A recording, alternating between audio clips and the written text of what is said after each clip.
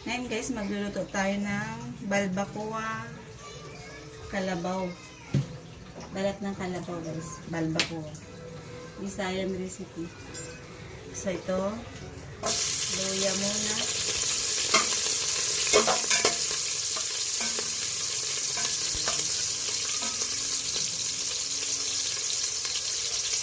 Medyo bandron na yung luya guys. Saka talagay ang ating sibuyas. Huli natin yung bawang guys para hindi siya masunog.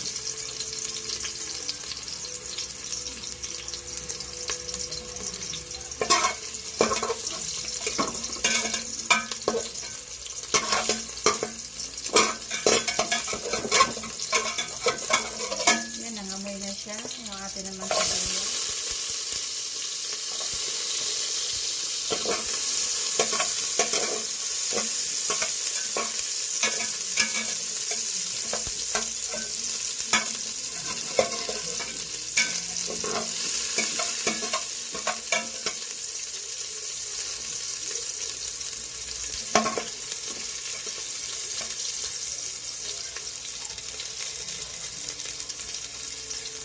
Yan yung ating bawang.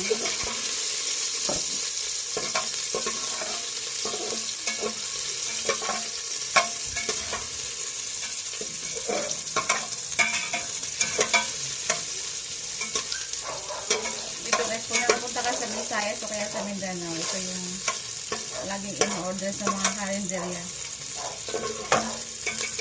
Pagkakain kami. Kaya ng aking parents.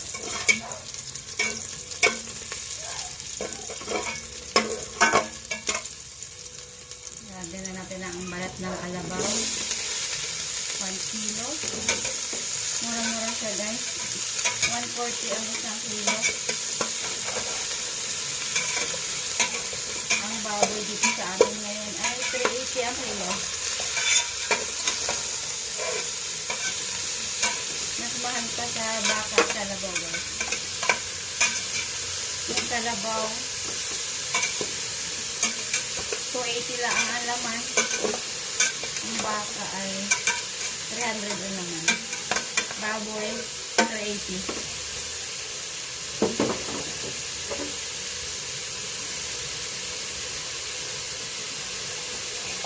Lagyan na natin yung dinurog na paminta.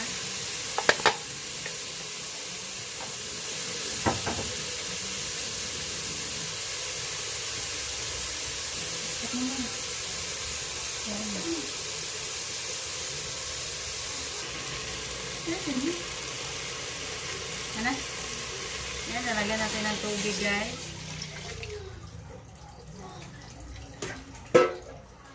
Tapos nalagyan na natin siya ng atsuete powder. Mamasitas. Nalito muna. Yung tama lang guys na magkulay. Kasi pag nasura nito, papait na po yung ating balbacoa.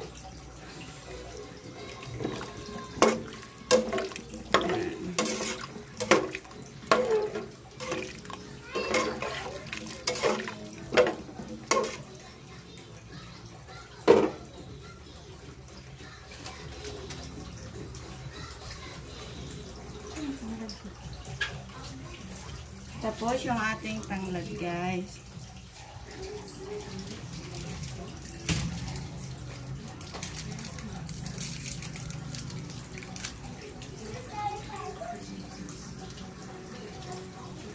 Tsaka yung ating beef cubes.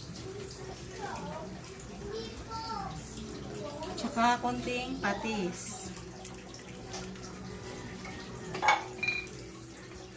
Ngayon guys, atin na siyang tatakpan. Papakuluan natin siya sa pressure cooker ng 30 minutes.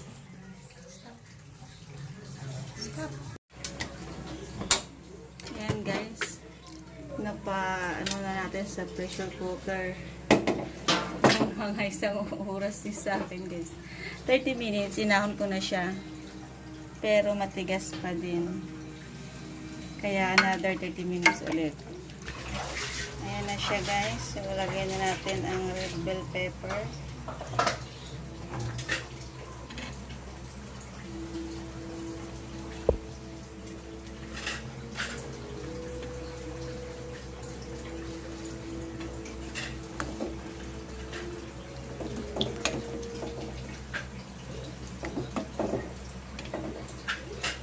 Sintayin lang natin siya na kumulo.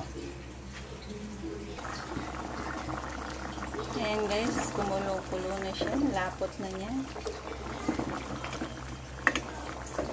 Ayan. Tapos natimplahan na natiplahan ko na ng asin, saka konting patis. Lalagyan na natin ng onion leeks.